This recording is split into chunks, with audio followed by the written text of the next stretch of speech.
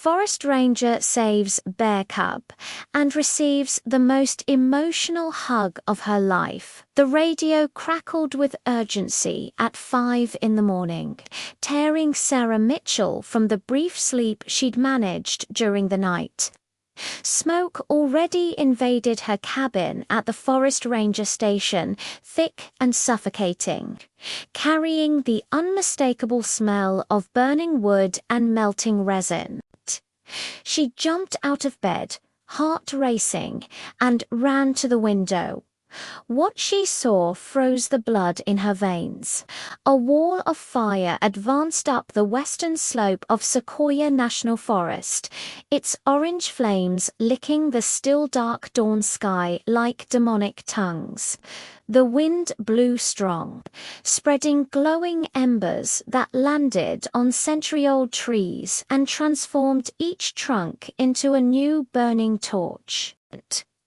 Sarah dressed in her yellow uniform within seconds, her hands trembling as she adjusted the suspenders and tied her boots. At 32 years old, she had faced forest fires before, but never anything of this magnitude. Bays, this is Ranger Mitchell from Station 7. I have visual on the fire. It's big, really big.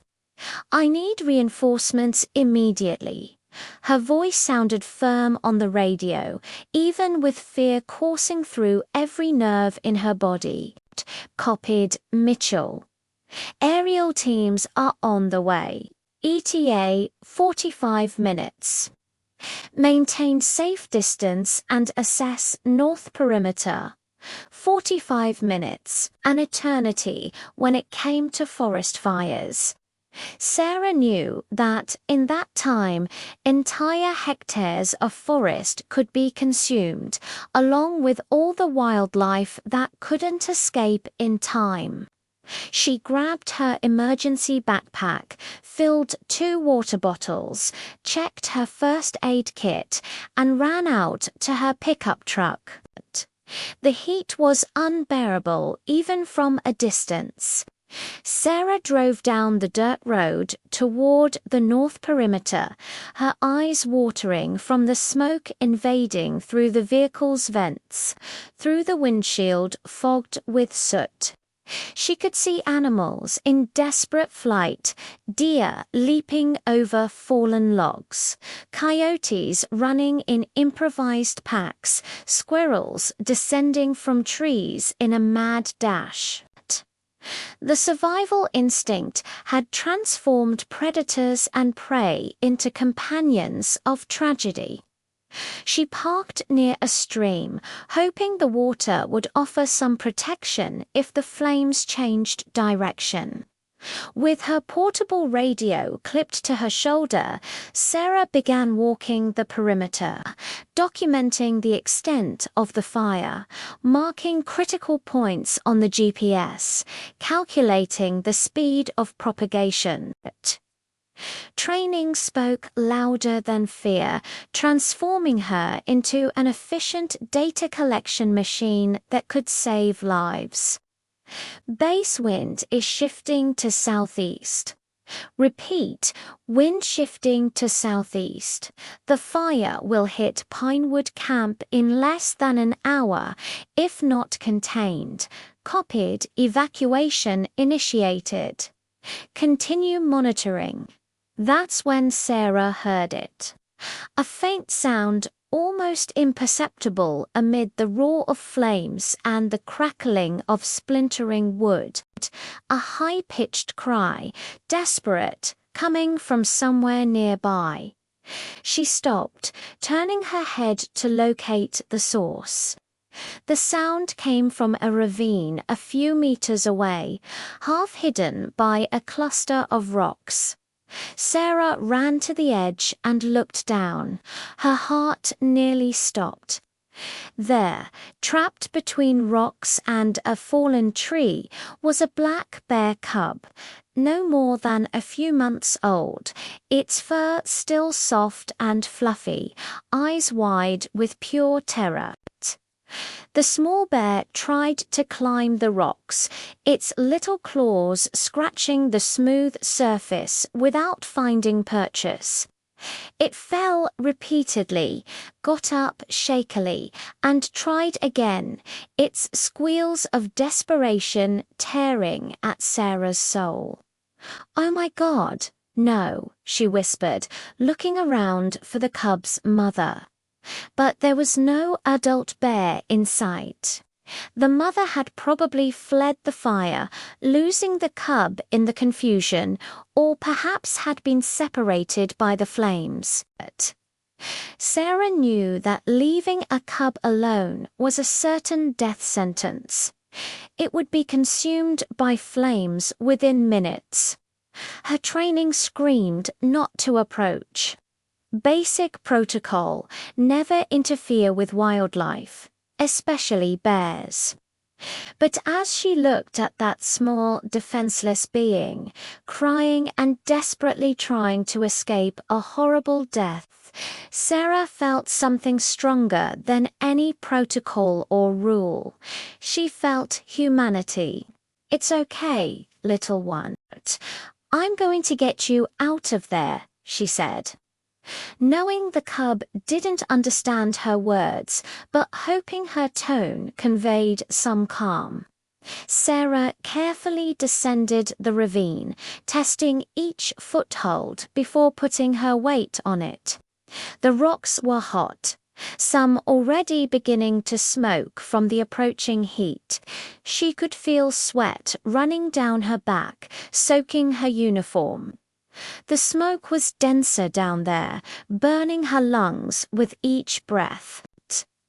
The cub saw her descending and huddled against the rock, its little eyes fixed on her, not knowing if Sarah was salvation or another threat. She extended her hand slowly, speaking in a soft, continuous tone. "Easy, baby. I'm not going to hurt you. I just need you to let me pick you up, okay? I know you're scared. I am too, but we need to get out of here now." Her gloved hands touched the cub's soft fur. It tried to bite, its little teeth still too small to cause real damage, more a defensive reflex than an actual threat. Sarah picked it up firmly but carefully, pressing it against her chest. The cub's heart beat so fast she could feel it through her uniform. Climbing the ravine with the bear in her arms was infinitely more difficult than descending. The cub struggled, scratching her uniform, squealing loudly. Sarah slipped twice, tearing the palm of her left hand on a sharp rock, but didn't let go of the animal. When she finally reached the top, her legs trembled with exhaustion and adrenaline. "We made it, little one. We made it," she gasped, still holding the bear firmly. But the relief lasted only a second. The wind changed brutally, and a wall of fire emerged through the trees to her left, advancing directly toward her. Sarah didn't think, just ran, with the cub pressed against her chest. She sprinted toward the stream, her lungs burning, eyes tearing from the dense smoke. Low branches whipped her face, rocks made her stumble, but she kept running, because stopping meant dying. The heat was unbearable now. Sarah could feel the skin on the back of her neck beginning to burn even through her raised collar. The roar of the fire was deafening, a living monster chasing her through the forest. The cub had stopped struggling, cold against her, its snout buried in the yellow uniform as if it knew she was its only chance. Sarah spotted the stream ahead. With the last breath of energy, she threw herself into the shallow water, protecting the cub with her body. The icy water was a shock to her overheated system. She submerged up to her neck, keeping only her head and the bear above the surface, while flames passed, roaring over their heads, consuming the trees on the banks, transforming the forest into an apocalyptic hell. Sarah lost track of time while remaining submerged in the stream, her body shaking violently from the combination of adrenaline and cold. The bear cub was motionless against her chest, its little eyes squeezed shut, tiny paws clutching the soaked yellow uniform. She could feel the animal's racing little heart beating against her ribs, a minuscule drum of pure fear. The roar of the fire gradually diminished as the flames advanced to other areas of the forest, leaving behind a scene of absolute devastation. When Sarah finally dared to lift her head completely, what she saw made her swallow hard. The stream banks were unrecognizable. Century-old trees had been reduced to black, smoking skeletons, their twisted branches pointing to the sky like accusing fingers. The ground was covered by a thick layer of ash that still glowed with orange embers. The smoke formed a dense fog that transformed the morning into an artificial, suffocating twilight. "Base, this is Mitchell. I made it to the stream. I'm okay, but had to get in the water." The fire passed through my position. Her voice came out hoarse, rough from the inhaled smoke. "Thank God, Mitchell. Aerial teams are making retardant drops. What's your exact position?" Sarah gave the coordinates, then added, "Base, I have a situation here. I rescued a black bear cub that was trapped in a ravine. He was alone, without his mother. I couldn't leave him to die." There was a significant pause on the other side of the radio. Sarah could already imagine the supervisor's expression. "Mitchell, you know the protocol about wildlife interference." "I know, sir. But I couldn't live with myself if I'd left a cub to burn to death. I'll take him to the rehabilitation center as soon as it's safe to move." Another sigh crackled through the radio. "Understood. Maintain safe position. Rescue helicopters are en route for personnel evacuation. ATA 20 minutes. Sarah slowly emerged from the water, her legs wobbly and sore. The cub began to move in her arms, lifting its little head and looking around with those dark, frightened eyes. It let out a low whimper, a sound that broke Sarah's heart into pieces. The little bear was looking for its mother, calling for her, not understanding why she wasn't coming. "I know, little one. I know you want your mama," Sarah whispered, her own throat tight with emotion. She sat on a flat rock near the water's edge, still holding the cub carefully. The animal was shivering, its wet fur plastered against its small body.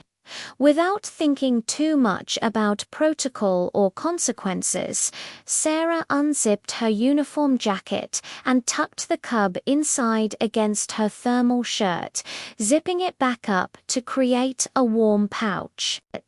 The bear cub's cold nose pressed against her collarbone, and she could feel its rapid breathing beginning to slow as the warmth enveloped it.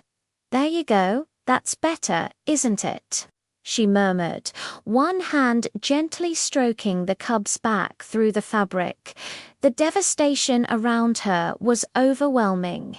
Sarah had seen forest fires before, had fought them, had witnessed their destructive power. But sitting there in the middle of a burned landscape, holding a orphaned cub against her chest, the reality of it all hit her with crushing force. How many animals hadn't made it? How many families of wildlife had been separated just like this little one and its mother? The sound of helicopter blades cutting through the smoke-filled air pulled her from these dark thoughts. Sarah stood carefully, keeping one hand protectively over the bulge in her jacket where the cub was hidden. Two helicopters appeared through the haze, one clearly marked as a rescue unit, the other equipped with water tanks for firefighting. The rescue helicopter descended in a cleared area about 50 yards away, its rotors whipping up clouds of ash and embers. Two paramedics jumped out, running toward her with a stretcher and medical kit. Ranger Mitchell, the taller one, shouted over the noise of the rotors. "That's me. I'm okay. Just some smoke inhalation and a cut on my hand," Sarah called back, then added, "But I have a passenger." She unzipped her jacket enough for them to see the bear cub, who squeaked in protest at the sudden exposure to noise and chaos. Both paramedics' eyes widened. "Ma'am, is that a bear cub?" The younger one asked, his voice a mixture of disbelief and concern. "Found him trapped in a ravine. His mother abandoned him or got separated during the fire. He would have died if I'd left him." The taller paramedic, whose name tag read Rodriguez, nodded with understanding. "My sister works at the Wildlife Rehabilitation Center. They've been getting calls all morning about displaced animals. Let's get you both to safety, then we'll contact them."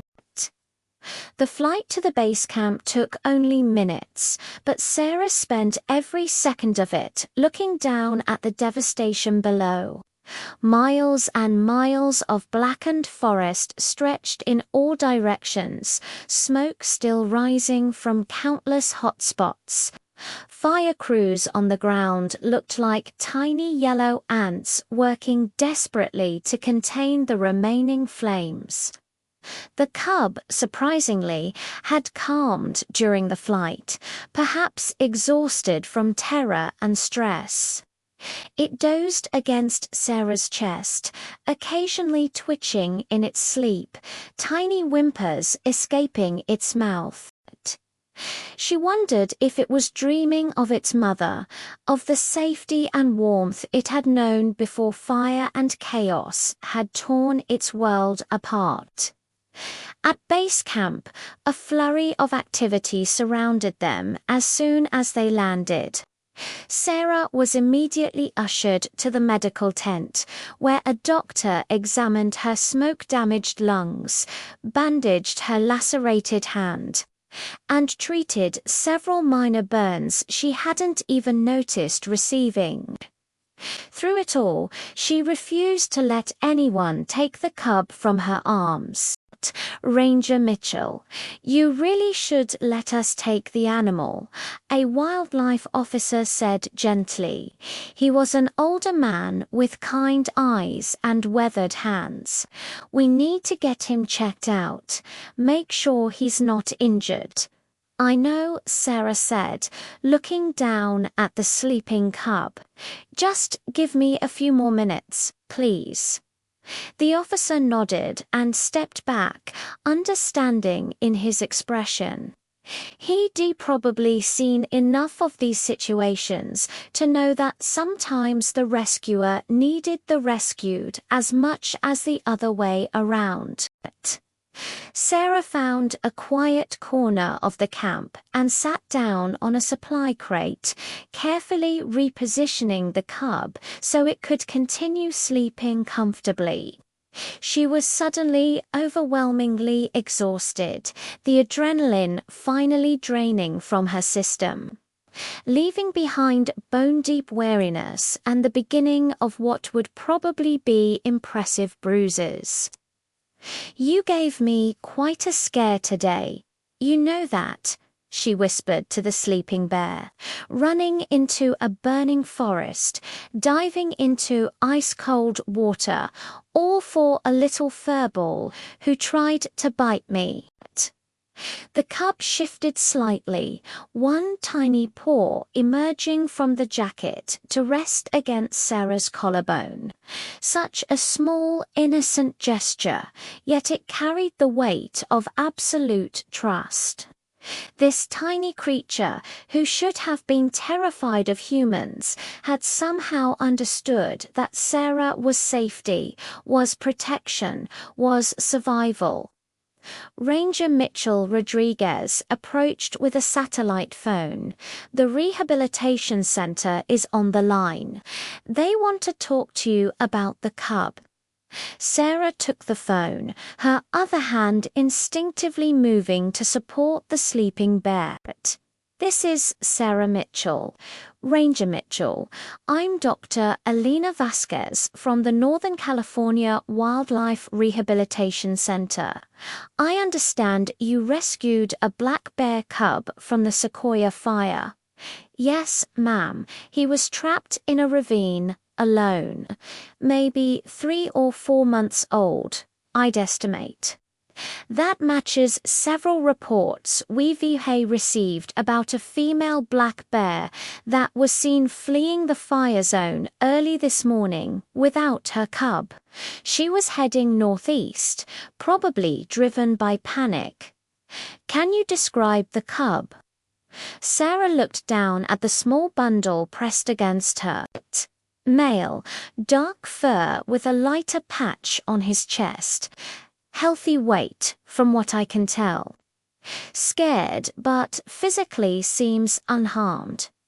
"That's definitely the one. Listen, we're coordinating with fire crews to establish a safe zone where we can release the mother once the fire is contained. If she survived, we want to reunite them. But the cub needs to be brought in for examination and care until then." Sarah's heart clenched. She knew this moment was coming, knew she couldn't keep the cub. But the thought of letting him go felt like tearing off a piece of her own heart. "I understand," Sarah finally said into the phone, her voice thick with emotion. "When do you need me to bring him in?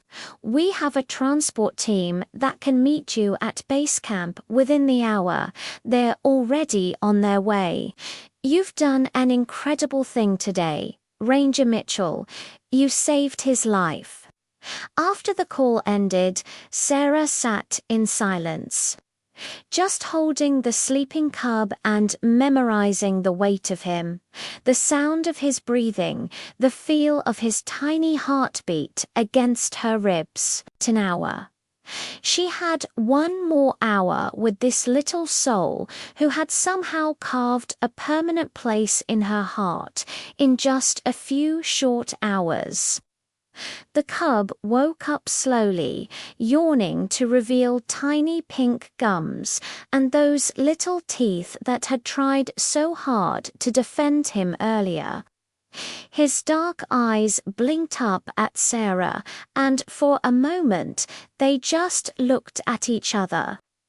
Then, to her absolute amazement, the cub made a soft, chirping sound, almost content, and nuzzled his nose against her neck. "You're going to be okay, little one," Sarah whispered, fighting back tears. "They're going to take such good care of you. And maybe, just maybe, you'll get to see your mama again." She spent the next hour simply being present with the cub. She gave him water from a bowl, which he lapped up eagerly, splashing most of it on himself in the process. Someone from the mess tent brought over some mashed berries, which the cub devoured with enthusiasm, getting purple stains all over his face and Sarah's already ruined uniform.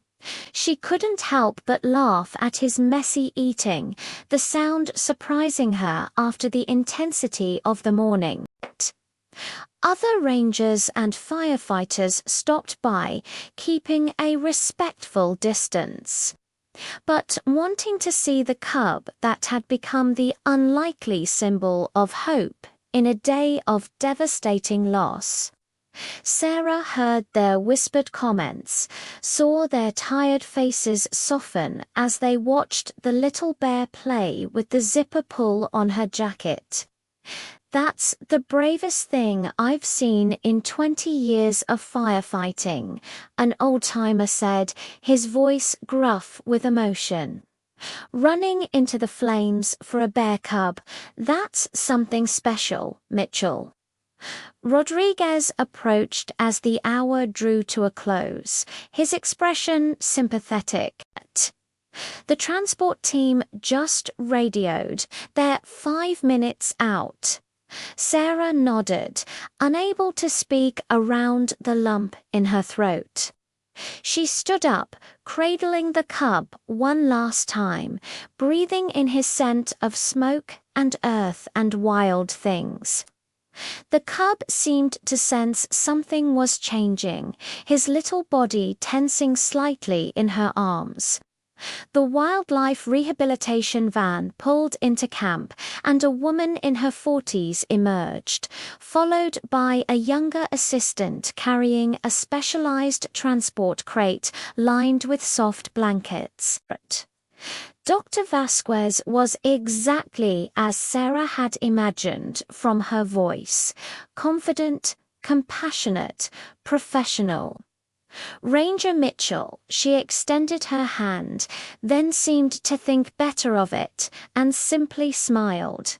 "May I see him?"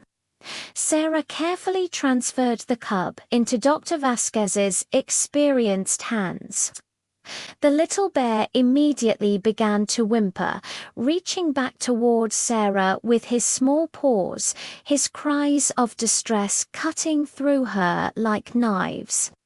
Every instinct in her body screamed to take him back, to comfort him, to promise him everything would be okay.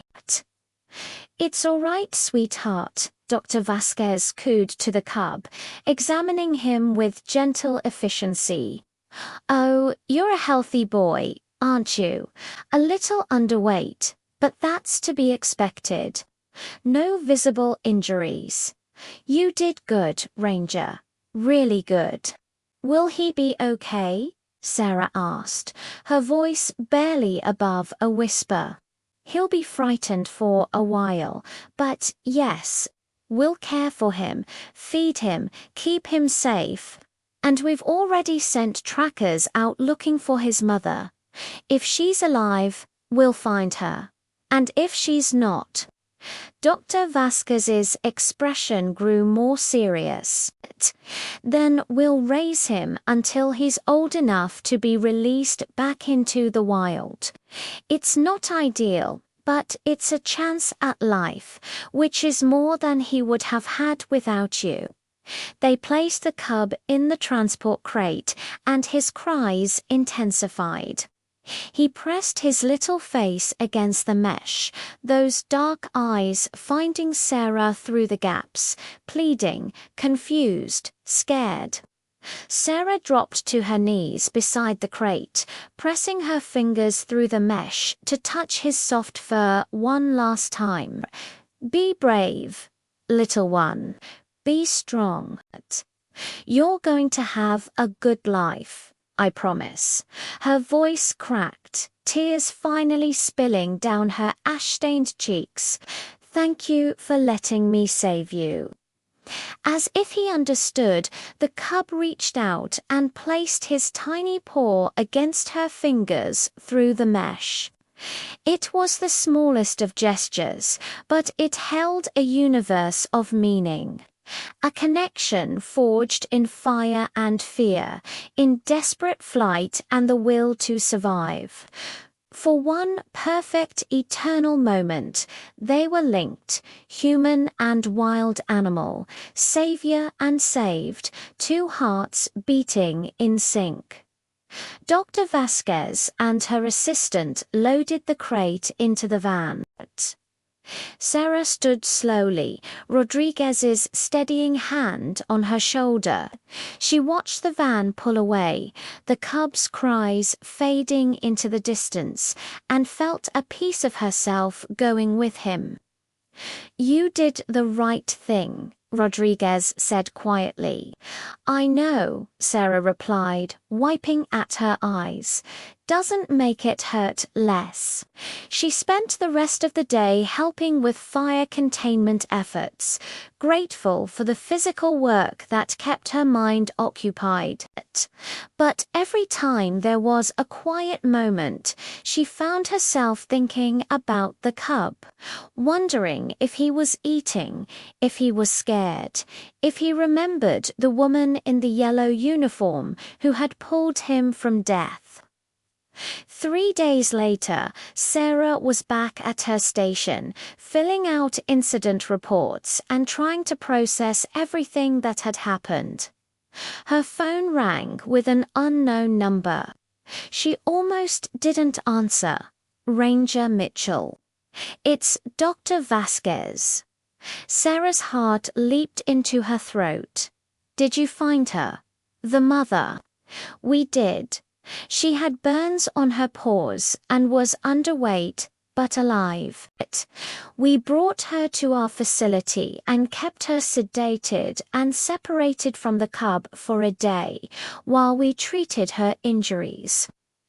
This morning we introduced them, and she immediately began grooming him, nursing him, making those soft maternal sounds. He recognized her instantly. It was like they'd never been apart. "I thought you'd want to know." Sarah sat down heavily, relief washing over her in waves so powerful they left her dizzy. "Thank you. Thank you for telling me." "There's something else," Dr. Vasquez continued. "We're planning to release them back into the rehabilitated section of Sequoia in a few weeks, once the mother is fully recovered. Would you like to be there? I'd love nothing more." The day of the release arrived with perfect autumn weather, the sky crystal clear and blue. Sarah stood with the rehabilitation team in a section of forest that had escaped the worst of the fire. The trees here were still green, the ground covered in pine needles and fallen leaves rather than ash. The transport crate was opened, and the mother bear emerged first, cautious and alert. Behind her, much larger now after weeks of good care and his mother's milk, came the cub. He had grown, his fur thicker, his movements more confident. But when he tumbled out into the sunshine and looked around, his gaze found Sarah standing 30 feet away. The cub took a few hesitant steps toward her, making that soft chirping sound she remembered so well. His mother watched, alert but not aggressive, as if she somehow understood.